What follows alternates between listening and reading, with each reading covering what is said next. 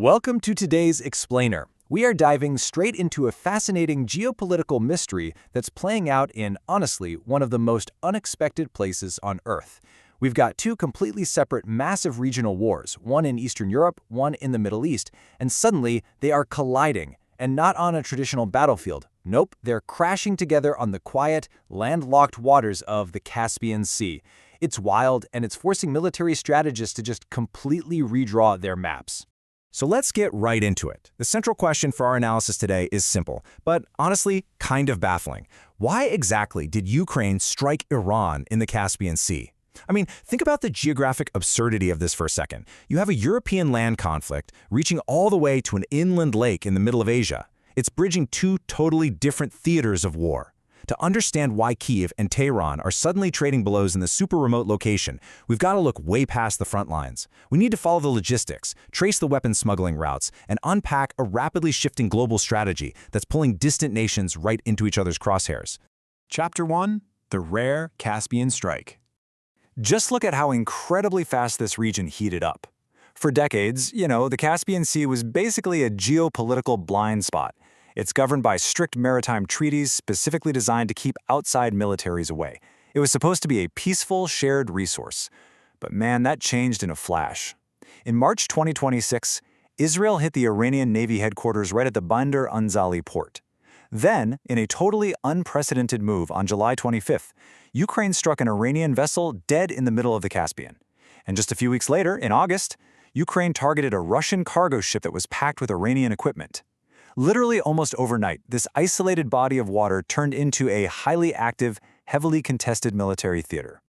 What we're looking at here is a massive, totally unprecedented expansion of the battlefield. We are talking about highly sophisticated drone and missile strikes happening thousands of kilometers east of the main, heavily entrenched front lines. It is a fundamental shift in how modern warfare is fought. Basically, it proves to the world that geographical distance, it's no longer that ultimate impenetrable shield it used to be for nations trying to hide their military supply chains. Chapter 2: The Secret Supply Line. So, what's the glue holding this Kyiv-Tehran connection together? It's the Iranian Shahed drone. This exact piece of technology, supplied by Iran to Russia, has become the absolute cornerstone of Moscow's long-range campaign. These are the very drones being used week in and week out to target Ukrainian cities, civilian centers, and critical power grids. So Ukraine isn't just striking the Caspian Sea randomly for, political theater. No, they are explicitly and systematically targeting the actual logistics network that delivers these exact deadly weapons to the Russian military long before they ever reach a launch pad. Now, while Russia did kick off this war by importing whole, fully assembled drones, this relationship has evolved big time. Since mid-2023, Russia has actually been churning out its own localized versions of the Shahed drone, building them under an Iranian license deep inside Russian territory. But even with that, the Caspian route is still absolutely vital. They rely on it heavily to ship essential microelectronics, specialized engines, and to facilitate these high-level technology transfers back and forth. It's essentially the industrial artery keeping both of these nations' arsenals pumped up. Analysts often call this booming reciprocal trade a modern-day guns-for-wheat exchange. And honestly, the desperate needs of both countries just complement each other perfectly. On one side, Iran sends those crucial drones, millions of rounds of artillery ammo, and those highly sought-after Fatah 360 tactical ballistic missiles, and in return, Russia provides immediate food security. We're talking 2 million tons of wheat that used to ship through the contested Black Sea, now safely rerouted here. But arguably more importantly, Russia is handing over high-end military tech that Iran couldn't get its hands on otherwise. Stuff like Su-35 fighter jets, attack helicopters, and potentially even advanced nuclear tech. Both of these heavily sanctioned economies are leaning hard on this barter system to keep each other afloat. And get a load of this staggering figure, 60%. U.S. intelligence officials estimate that Russia's now using this exact Caspian route to help Tehran rebuild its own offensive capabilities. And that is absolutely critical because Iran actually lost roughly 60% of its drone and missile stockpile during those intense recent flare-ups in the Middle East. So this isn't just a one-way transaction. It is very much a two-way street of military resupply, proving that these two nations are entirely codependent right now. Chapter 3: Why choose the Caspian Sea? Out of all the global trade routes out there, why pick the Caspian? Well, just compare Iran's traditional southern maritime route, the Persian Gulf and the Strait of Hormuz, to this inland lake. The Persian Gulf is, as you know, heavily monitored. It is packed with U.S. Navy presence and incredibly vulnerable to Western blockades. But the Caspian Sea? It's a closed inland lake. By long-standing international treaty, only the 5 bordering nations are legally allowed to have military vessels floating in it. The U.S. Navy and NATO literally cannot legally or physically enter these waters. So for Moscow and Tehran, it creates this massive, sanctions-free safe haven where they can trade without any Western interference whatsoever.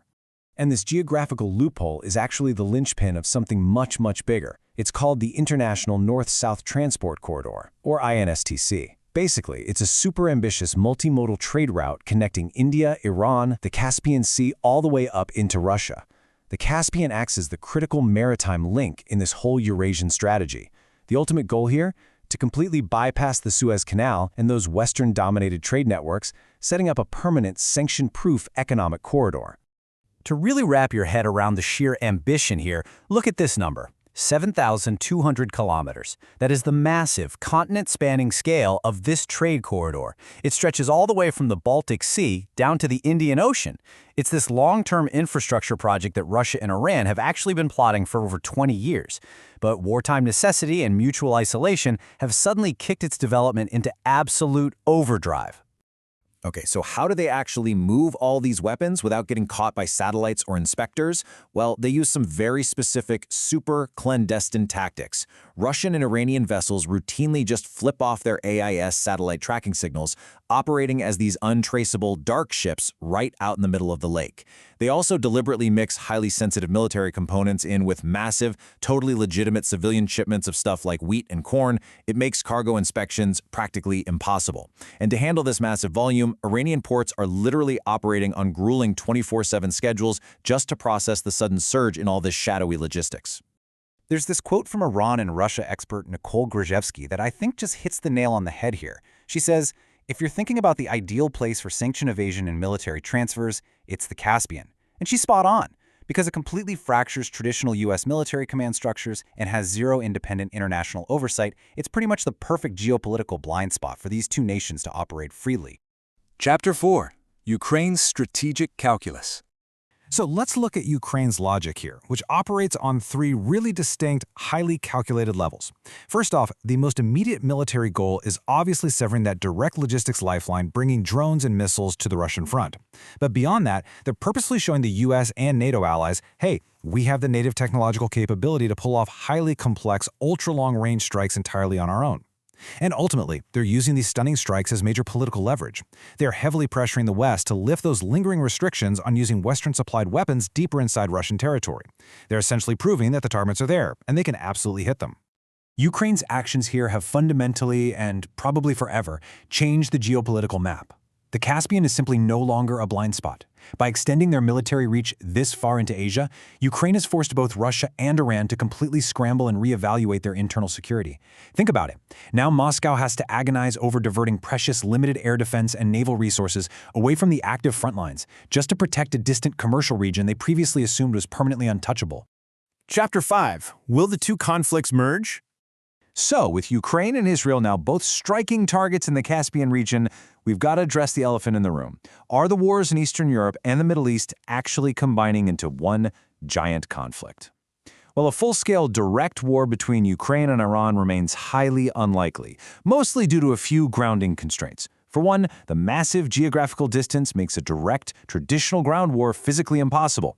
Second, the US and Russia are essentially acting as international safety valves. Neither superpower wants their allies dragging them into a spiraling, unmanageable global conflict.